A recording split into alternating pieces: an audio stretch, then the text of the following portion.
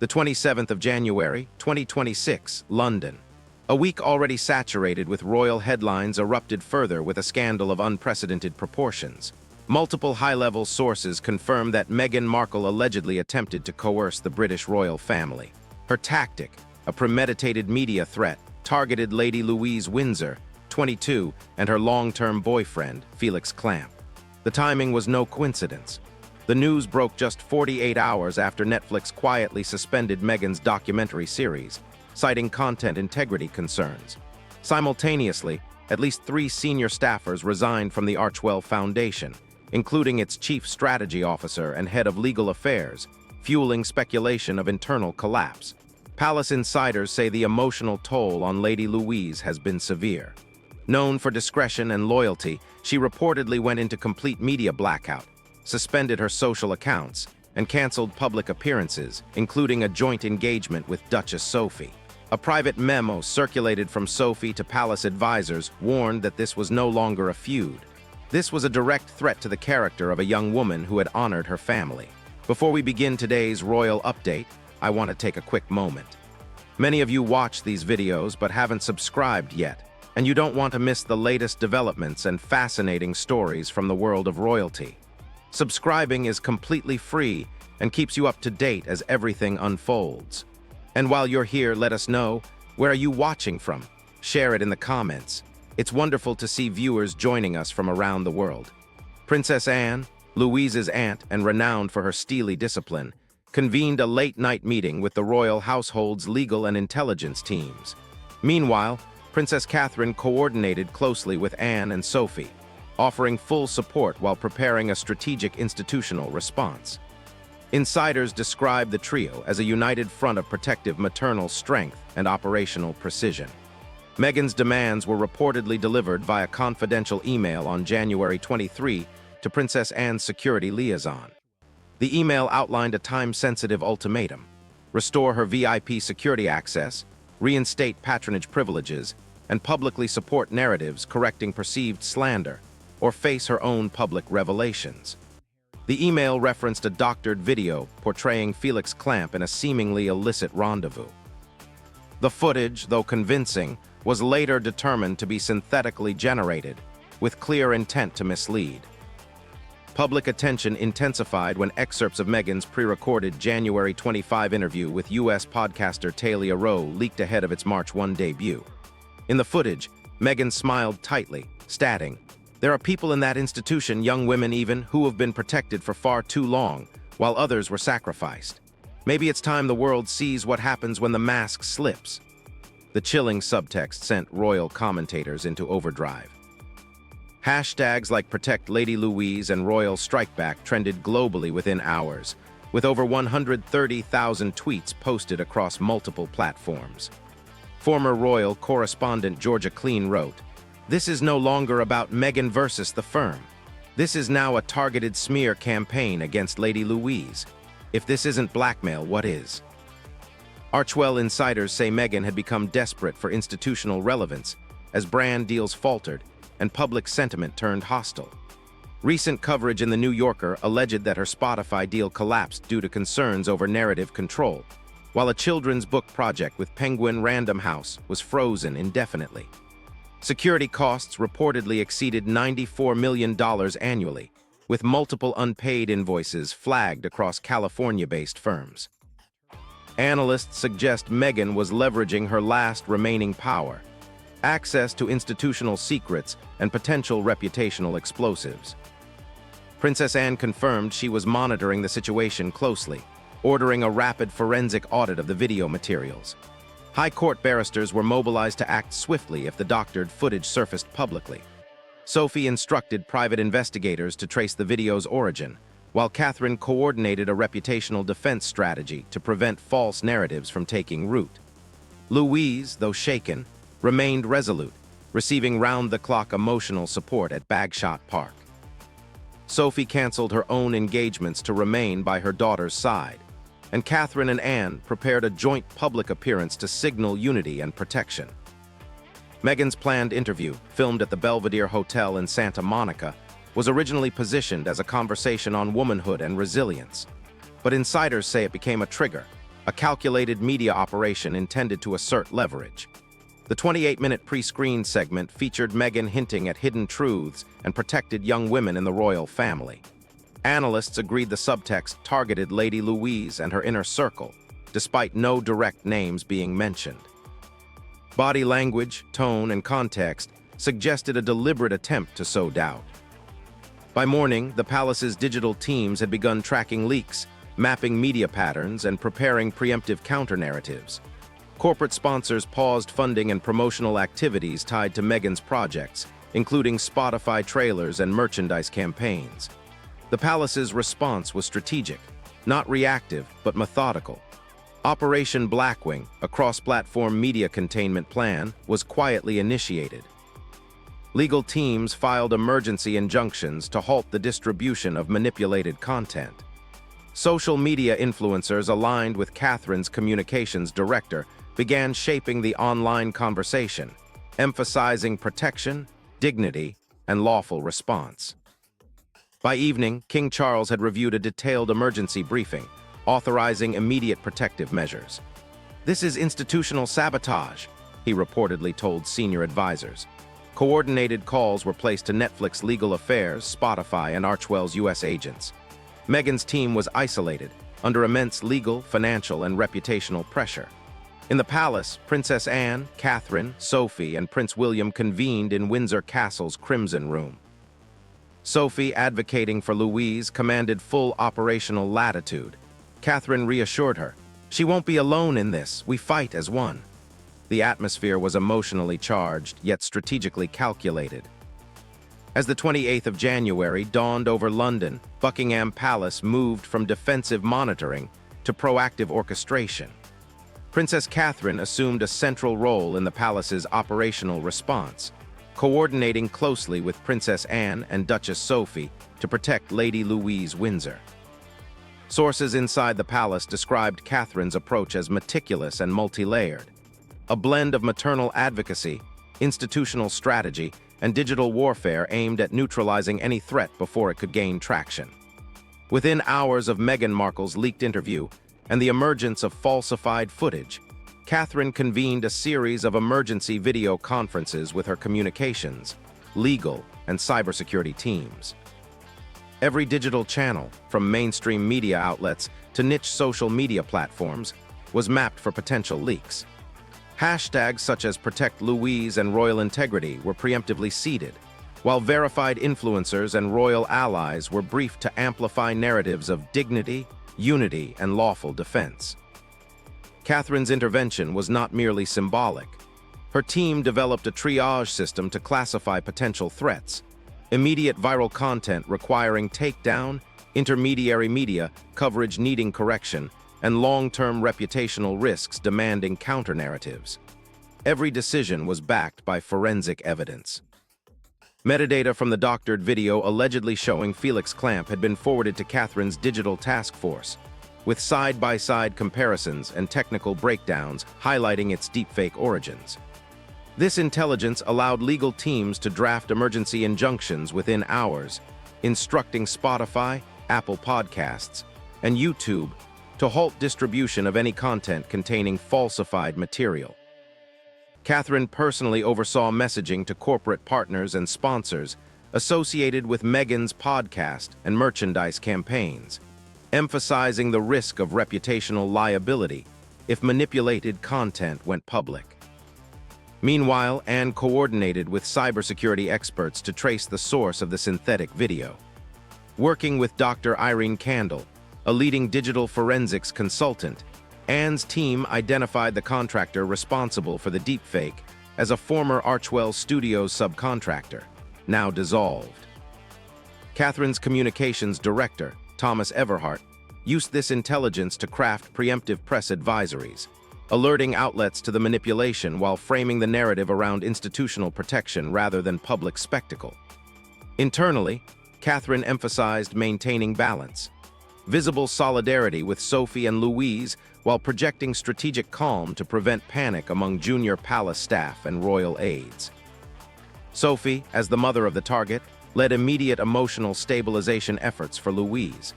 Bagshot Park became a center of security and counseling operations, with mental health specialists on hand. Catherine ensured that Louise was included in all public-facing engagements from the outset, crafting appearances that conveyed resilience and dignity rather than fear. At Oxford Royal Children's Hospital, Catherine joined Sophie and Louise for a surprise visit. Photographs of the trio, strategically released, quickly dominated UK media, countering Meghan's narrative by replacing scandal with visible unity and maternal strength. The move was simultaneously a protective gesture and a strategic communication maneuver, demonstrating the palace's operational coherence. Catherine's influence extended to legal strategy as well. She coordinated with the Royal Legal Advisory Group to align cyberforensics findings with injunction filings. Every press statement, social media post, and influencer brief was reviewed for compliance with UK Royal Defamation Law 2024. Catherine's team liaised directly with King Charles III, briefing him on operational updates and ensuring the monarch's directives were translated into enforceable legal and communications actions.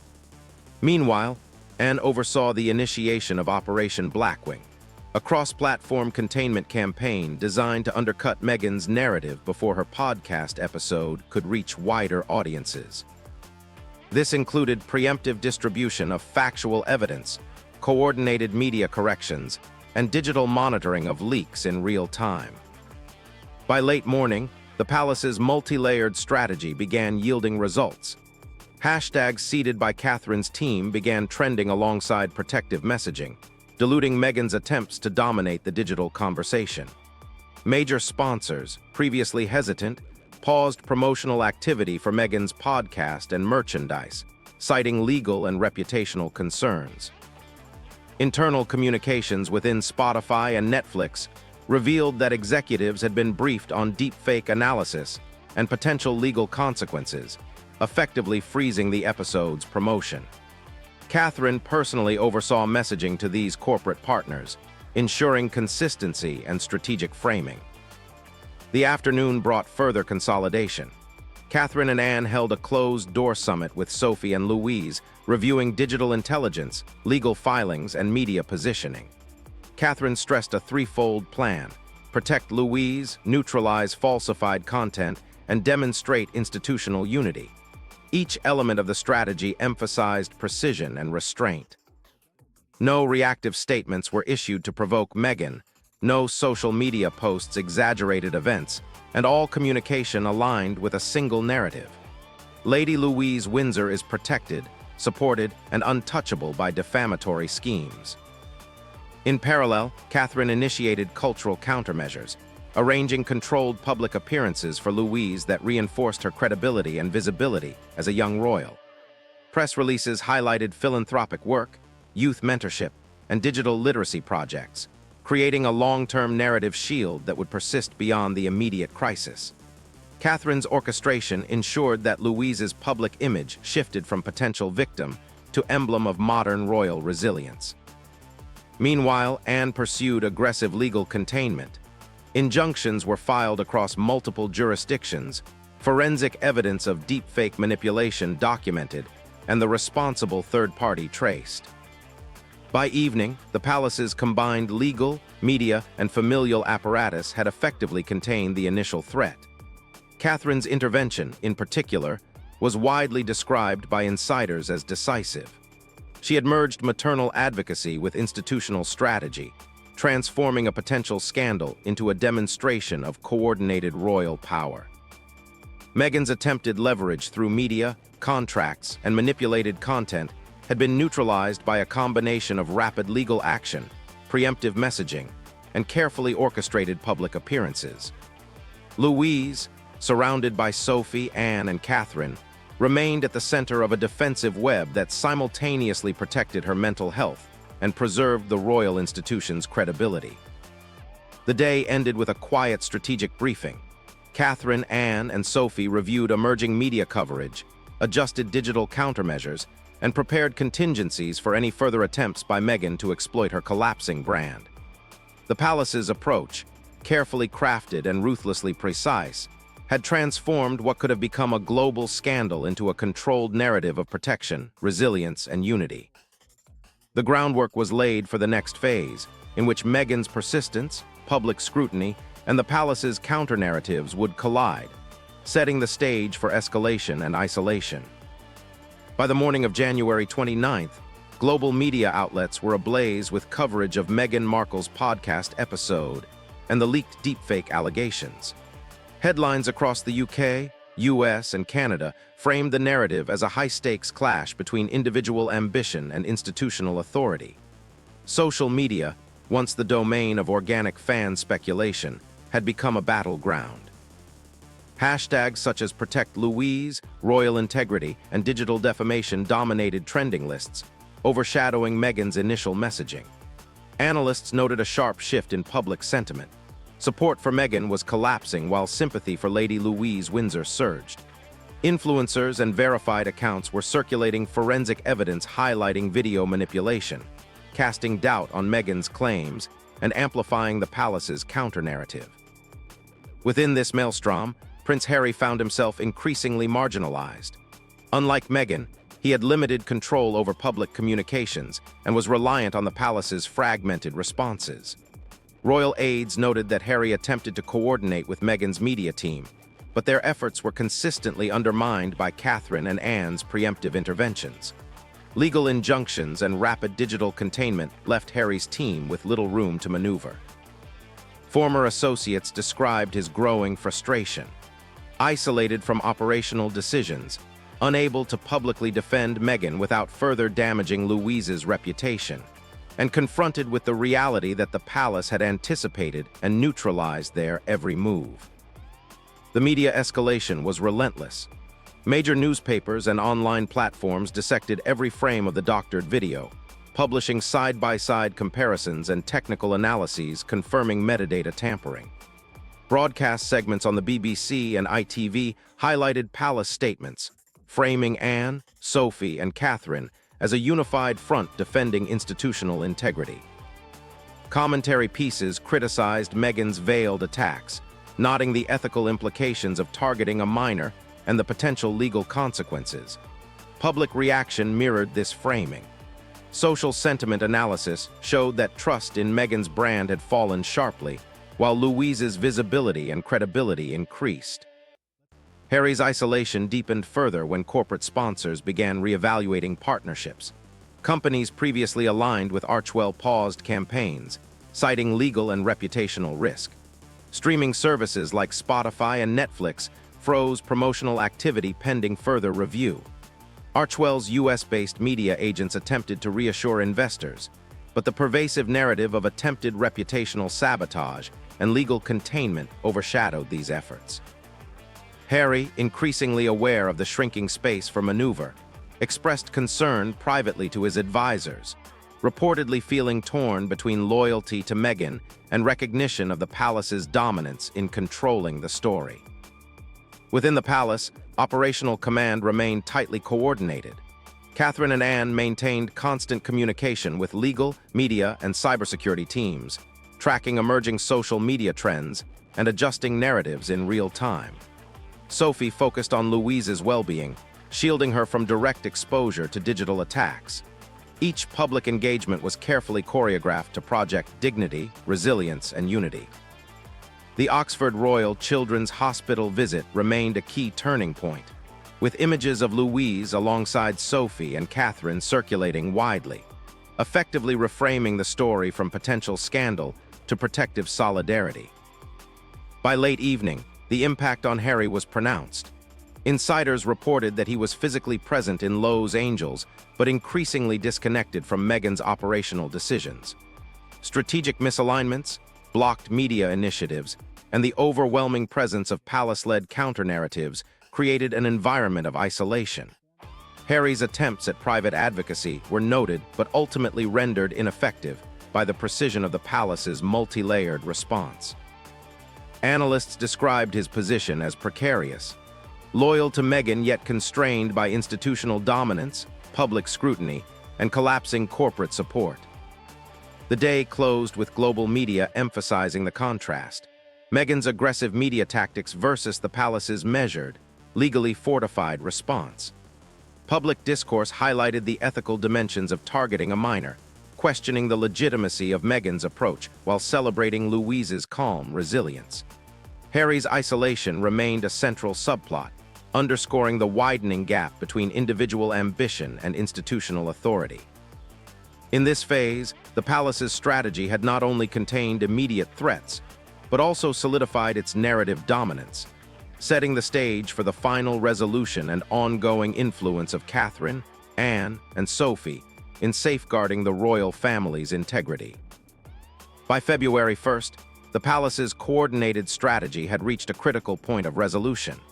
Legal actions, digital containment, and public appearances had successfully neutralized Meghan Markle's immediate threats. A joint statement from Princess Anne and Princess Catherine clarified the family's position. The integrity and safety of Lady Louise Windsor were non-negotiable, and any attempt to manipulate institutional structures would be met with full legal and civil recourse. Media outlets widely framed this as a decisive victory for royal protocol and ethical governance, marking a turning point in the escalating crisis. Catherine's influence emerged as pivotal in both operational and symbolic terms. While Anne commanded legal and forensic responses, and Sophie provided maternal shielding for Louise, Catherine orchestrated the broader public narrative. Coordinating with the Royal Media Integrity Office, Catherine ensured that every public engagement reinforced unity and resilience. From social media campaigns highlighting Louise's appearances to strategically timed photo ops at charitable institutions, Catherine's interventions shifted the narrative from reactive defense to proactive projection of royal stability. Analysts noted that her approach blended authority with empathy, reinforcing the perception of a protective, maternal front while maintaining institutional legitimacy. For Meghan and Harry, consequences were immediate and multifaceted. Spotify issued content advisories and partial edits to the controversial podcast episode, while corporate sponsors suspended pending deals tied to Archewell. The deepfake scandal, combined with legal injunctions, curtailed Meghan's ability to leverage media threats for personal gain. Public sentiment, already critical, solidified against the narrative of coercion and reputational manipulation. Harry, increasingly isolated from both media operations and institutional support, faced the stark reality of limited influence. His attempts to mediate or publicly defend Meghan were constrained by ongoing legal proceedings and the pervasive presence of palace-driven counter-narratives. Sources close to Harry reported frustration and a sense of helplessness, highlighting the personal cost of attempting to navigate an environment dominated by both media scrutiny and institutional discipline. Institutionally, the royal family had reinforced its defensive posture while simultaneously projecting an image of stability and continuity. The Windsor Firewall, a multi-layered legal, digital, and media containment protocol, was formalized as a standard operational framework for future reputational threats. Internal communications emphasized the importance of unified responses, legal preparedness, and proactive media strategy. Louise Windsor, cleared of all falsified allegations, emerged as a public symbol of resilience. Her keynote speech at the Royal College of St. George on youth media ethics and digital security underscored the Crown's commitment to protecting young royals and highlighted Catherine's role in guiding strategic engagement with the public. In the aftermath, Catherine's ongoing influence became evident not only in crisis management, but in long-term strategic planning. Working closely with Anne and Sophie, she helped establish preventative protocols to safeguard minor royals from reputational attacks, digital harassment, and media exploitation. Her interventions balanced immediate containment with future-proofing, ensuring that lessons learned from the Markle incident informed operational and public relations strategies for years to come. The Crown's coordinated, maternal-led response demonstrated an evolving approach to royal governance, one that prioritized both personal protection and institutional authority, blending traditional protocol with contemporary digital strategy. As February progressed, the narrative surrounding the Markle controversy shifted from sensationalized scandal to institutional triumph. Public confidence in the monarchy's ability to manage internal and external threats stabilized, and media focus pivoted toward Louise Windsor's growing patronage initiatives. Catherine's leadership, underscored by strategic foresight and empathetic engagement, became a defining element of the resolution. The crisis concluded with clarity. The palace maintained authority, Louise emerged resilient, and Catherine, Anne, and Sophie's coordinated actions had established a durable framework to protect both reputation and family integrity. In this decisive closure, the royal family not only neutralized a direct threat, but also reinforced the enduring principle that loyalty, strategy, and maternal protection remain central to the crown's resilience in an age of digital vulnerability.